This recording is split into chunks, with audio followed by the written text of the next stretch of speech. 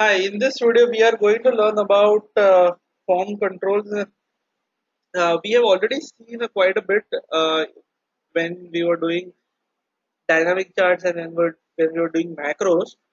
But this is a special video, as a dedicated video for the form control itself. Okay. Now, as you know, form controls is basically we are controlling an output. Getting my point? So basically, form control is something which with the virtue of which we connect or control the output of something. Either it can be a database, or it can be a graph, or it can be a pivot table, it can be anything. And it's more like a fancy stuff which can be used extensively in dashboards. So that's primarily the use of the ActiveX control or a control form controls. We can also attach macro to the form control, like we have seen the previous videos of macros. We can also attach that. So now there are various types of form control. So let's see them one by one. Uh, so basically, over here in the insert or in the developer tool developer tab, there is something called as insert over here. So once we click insert, there are various types of form control which is available over here. Now we have primarily seen this push button. So once we click on the push button, we can draw a push button something like this, and we can assign a macro to this. So we have already seen this in the previous videos where we had a push button. I will delete this and I will go to the macro where we have already seen the push button form control by so when we click this push button, it gives some output or some input, asking for some input, and then whenever we provide some input, and then it gives the output. Okay, so that's the first kind of form control. So I will keep on writing over here. First type of form control, which is push button. There's another type of form control which is called as checkbox. So checkbox we have already seen in the graph. So when we have a checkbox, it assigns the output of this checkbox. It is linked, or we have to link this particular checkbox to a particular cell, either in this particular worksheet or in a separate worksheet, and then we can control something. Okay, so I will just reiterate the stuff. So let me select or let me insert three different kind of checkboxes. So this is first checkbox. I'll just copy this over here. I'll copy another checkbox over here, and I will rename this, which is function A. This is function B, and the last one, which is function C. Fun- Function C. Okay. Now, when we have a checkbox, we can have multiple tick marks over here. So when we have a checkbox, we assign this to a format control by clicking this. We can have this cell link, which is, so let's say my cell link is I6, and then I click OK. By definition, my all the cells will be linked, ideally should be linked to this. So as of now, my first cell is linked to this, which is when I click this, it becomes true. Over here you can see, over here you can see, when I click, when I uncheck, it becomes false. Similarly for the function B, I can have a check link, cell linked, which is over here, which is over here. This is for the another checkbox. Now, for the checkbox, we can have multiple inputs at the same time. We can click multiple checkboxes at the same time. So that is very imperative that output when we click a checkbox should be in a different cell. So, for example, we have a requirement where we need to click both the checkboxes A and B, but not the C. So let me assign this C as well to cell link of I7.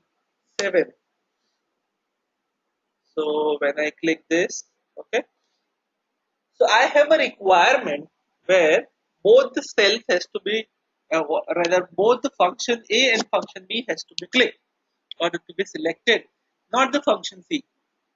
Now, the checkbox has the functionality that you can select multiple checkboxes at the same time. Unlike the radio button, we will see radio button in a moment, where we cannot have multiple radio buttons at the same time unless it is grouped, that we have already seen in the dashboard. But unless it is grouped, the radio button cannot be selected more than once. As in, more than one radio button cannot be selected at the same time. But in the checkbox, we can select more than one checkboxes at the same time. That's the difference between checkbox and the radio button. So we have a requirement that we need to select two checkboxes at the same time. So that's why output needs to be in the different cells. Otherwise, Excel will not be able to understand whether this is for the cell A or this is for the cell B. Whether this is for the function A or this is for the function B. Excel will not be able to distinguish. For that particular purpose, Excel has given a functionality where output of checkbox has to be linked to a different cell altogether, unlike it's a radio button. Okay, so that's the second form control. First was a push button. First was a push button. Second was a checkbox. The third is a radio button. So let's insert a radio button. So we have three radio buttons over here. Option A, option B, and option C. Okay. Now I will rename this. So option 1, we rename this as again a function A. Function A. The second option as function B. And the third option as function C. Okay. Now when we click, we have to assign this form control to a cell, to a particular cell. So let's assign this to cell I12. Now I'll click function A, function B, function C. Now, and it changes the output 1, 2, 3 over here. Now the interesting thing is, whenever we had introduced a new checkbox and not the radio button, we had to assign it to a new cell every time we introduce the checkbox. So let's say we introduce a new checkbox. Let me copy and paste this over here, saying that this is a function D. So this is a function D. This is, as of now, it's not assigned to any of the cells. So I can select cell B, cell A, and the output changes for them for the cell C, but not for the cell D. Cell C and cell D, it's interlinked because I have copy pasted, but I have not done anything as of now for cell D. It is automatically connected. But cell A, cell B can be different. Okay. Where in the case of a radio button, I had introduced three radio buttons.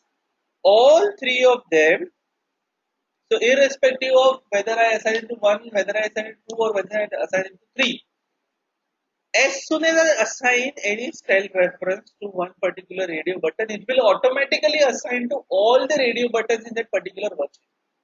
It is as simple as that. So it automatically assigns cell reference to option function B and function C.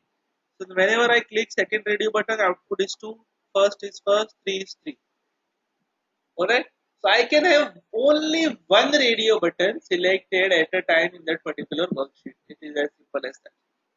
However, when we saw in the dashboard, we had this grouping mechanism by which we can have two separate groups with two separate radio buttons, and then we can have two separate radio buttons clicked at the same time in that particular worksheet.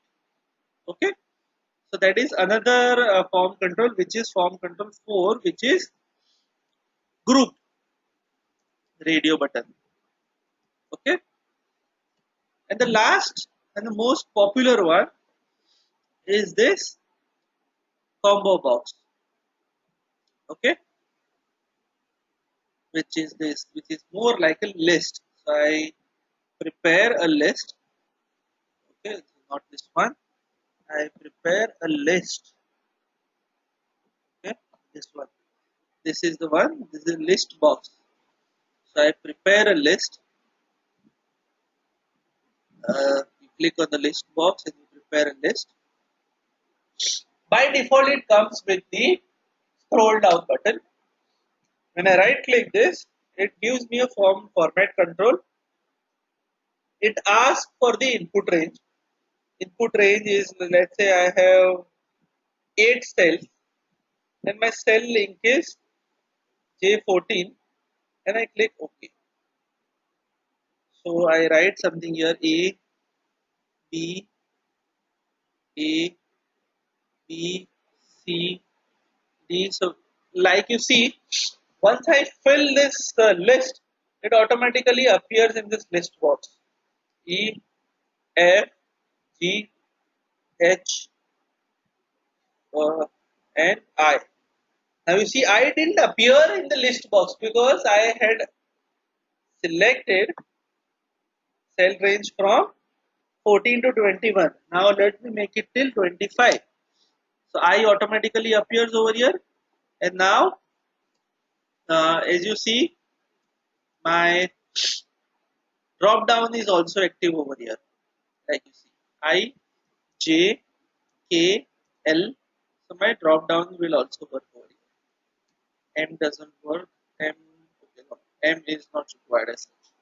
Okay. Now in this list, whenever I select third option, fourth option, fifth option, seventh option, second option, my output over here changes. You can see the output over here. This is the output. It acts exactly like radio button, but instead of making tons of radio button, I have a list box where every input acts like a radio button and output is given over here. So when I select the seventh output, it gives output as 7, 8, 9, B, which is second, last, L is 12. So it gives me output over here. Also, I have a functionality where I can select multiple selection, but this is uh, out of our curricula as of now because this requires a lot of coding in terms of macros, where we have to tell Excel that what we have to do with the multiple inputs. Okay, so that is out of scope as of now. You just have to select single selection type. Okay, so this acts like a multiple radio button. So this is a uh, fifth uh, form control. There are other controls as well, uh, which is uh, which is spin button, scroll bar. Scroll bar is widely used when we are creating a dashboard, something like scroll bar, which is something like this. So I can have a scroll bar like this. It scrolls, and then when I right click this, when I right click, assign the form control, it gives me current value, minimum value, maximum value, incremental change, page change, and the cell linkage. Cell linkage is probably, let's say I have given a cell linkage as D19. So whenever I scroll this, it gives me an incremental value of 1, 2, 3. It cannot be used directly. We have to do some coding for implementing a scroll bar, or we have to write some formulas in the dashboard. Uh, so when we are using this particular scroll bar, okay, again this is out of scope. However, if time permits, we will go through this using some of the examples in the dashboard. Okay, so these are the major types of form controls. Last one is the scroll bar. Scroll bar has multiple variants. It can be used vertically also, it can be used horizontally also. All right. So these are the major form controls which can be used in an Excel. This is not very difficult as such, but it is very useful when we are creating dashboards, when we are creating dynamic charts, when we are creating uh, interactive charts, when we are creating something which is interactive, irrespective whether it's a chart or a code or some kind of an output. All right. So I hope you have understood and liked this video. Thank you.